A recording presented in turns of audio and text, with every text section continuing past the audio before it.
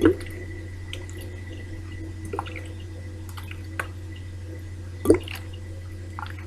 hear that sound?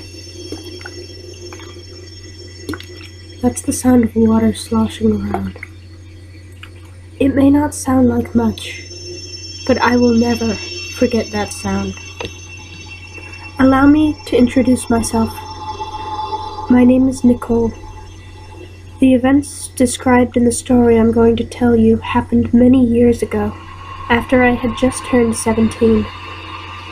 I had taken a summer job at a rollercoaster park, about 20 minutes away from where I lived. Being there, and so young, of course, I was given the grossest job possible. I was a janitor.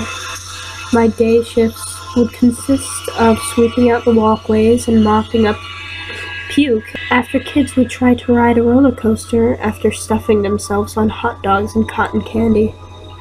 And my night shifts were spent cleaning the bathrooms in the park. As disgusting as this was, I actually preferred the night shifts because there would be no one at the park. Or so I thought. But anyway, it came as no surprise when my boss scheduled me to work late on a Friday night cleaning the bathrooms to prepare for the weekend crowd. Stocking my supply cart with plenty of cleaning sprays, towels, fresh mop heads, and rubber gloves, I was sent on my way to start working. There were 3 restrooms in the park, 2 single-stall bathrooms put in the corners of the park for convenience sake, and then 1 massive building in the heart of the park. I usually cleaned this one last, because there were 15 stalls in each bathroom. And yes, I would have to clean the women's and men's bathrooms. I know, gross. But that night, I made easy work of the other 2 bathrooms, and found that I made it to the main bathroom rather early. I had reasons to like and to dislike this main bathroom. Although it had 15 stalls in it to prevent lines from building up during the day, and it was the only restroom in the park with air fresheners mounted to the wall, I had one reason to despise this bathroom: the hand dryers. Instead of investing in paper towel, cheap, quiet paper towel, the park felt the need to go green and install automatic hand dryers, which would be fine, except for the fact that they are deafeningly loud. And this wouldn't be a problem for me, except that the hand dryers they bought were junk. Instead of being motion activated, the dryers would start up for no reason, whirring like a leaf blower. It wouldn't stop until after you punch or kick it 5 or 6 times. There is probably a good reason for why they randomly activate, but I don't know that reason. So you can imagine how frustrating it is for them to activate every few minutes while I'm trying to clean the bathrooms, and I have to stop what I'm doing to shut them off. So anyway, for mainly that reason, I was in no hurry to get to the large restroom when I had finished the other 2. It was already dark, and all of the lights had been turned out. The park was very quiet, and I was the only worker there. And although this usually suited me, I had a strange feeling as I pushed my supply cart down the center strip of the walkway, passing by the towers of shadowy rides and empty booths. When I finally arrived at the restroom building, I pushed my cart through the doorway and wheeled it into the corner, where I removed a bottle of cleaning spray and my towel, sighing as I began cleaning the stalls at the far end of the restroom. 15, 14, and 13 were completed before I was interrupted by one of the hand dryers. I had been hoping to make it through a night without having to deal with the dryers, but my hopes were dashed as the loud whirring sound filled the restroom. With a growl, I left my spray and towel behind in stall number 12 as I trudged around the corner of the restrooms where the sinks and dryers were. There were only 3 dryers, thank God, but the second dryer had already started acting up. 3 violent thrashes to the top of the dryer shut down the machine, and the room became quiet again. I shook my head as I made my way back around the corner, passing each stall slowly. I knew each of them by heart.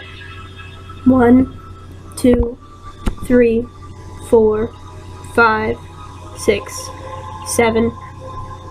I stopped as I passed by the 7th stall. The tall black and white dotted door with the white number 7 on it. From the other side of the door, I could hear a strange sound inside of the stall. I tried to dismiss it as one of the toilets being broken, but the sounds were inconsistent. There was a strange sloshing of water that I had never heard before. Not to mention that I couldn't hear the pump in the toilet, so it wasn't broken. Hello? Then suddenly the noise stopped. I could feel my heart beating in my chest, and I stood in front of the door, paralyzed with fear. But after a moment of silence, the noise started again. My curiosity was overwhelming, and now I admit that it was the stupidest thing I have ever done in my life. At the time, I couldn't resist resting my hand on the stall door and slowly pushing it open. What I saw inside, it was unlike anything I have ever seen. A creature. A skinny, bony, naked creature with pale grayish skin, slumped down on all fours, with its bald head lapping up water out of the toilet bowl. This abomination had thin arms clutched on either side of the bowl, and its skinny neck craned down low enough for the head to dip down into the water. The fingers clutched around the bowl were longer than a human's, and its shoulders twitched, and a slurping and grunting sound came from the creature as it drank. I felt myself gag at the sight of it, both out of horror and disgust. But all that escaped my lips was a gasp. This was enough. The thing heard me, and its head perked up out of the bowl, water still running down its chin and dripping softly on the floor.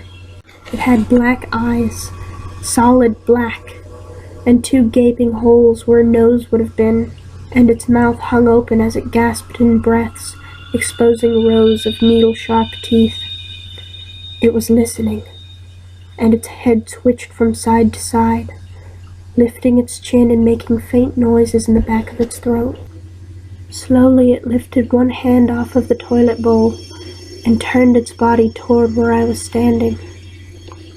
It couldn't see me, I realized. I didn't know why, or how it had gotten here, or what it was.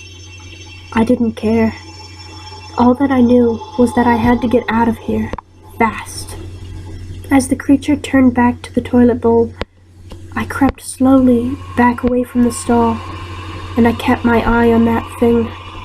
And I would have escaped silently, except that as I was slowly backing away, I slammed into my cleaning cart, and it overturned with a crash.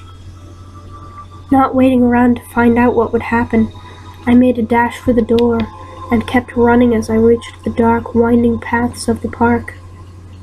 Glancing back, I saw a gray figure illuminated in the moonlight, scrambling on all fours toward me, and it was getting closer. With all of my strength, I ran out of the park and made it to my car, fumbling with my keys and finally unlocking the door and sealing myself inside before the creature threw itself onto my hood. Perched there, it stared at me through the windshield as its long, bony fingers began to claw at the glass. Jamming my key into the starter and cranking the ignition, my car rumbled to life. And without thinking clearly or caring about anything else, I crushed the gas pedal to the floor and my car rocketed across the parking lot, grasping onto either side of my car. If that gave you an idea of how inhuman this thing was, it steadied itself on my hood as I drove recklessly around, turning the wheel left and right trying to throw the thing off. But before I had a chance, I drove blindly straight on at full speed into one of the telephone poles on the opposite side of the parking lot.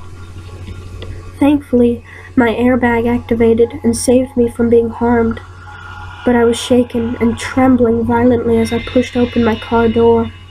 Smoke bellowed out of my engine, and the hood was mangled against the telephone pole, and squashed between the pole and my car was the creature.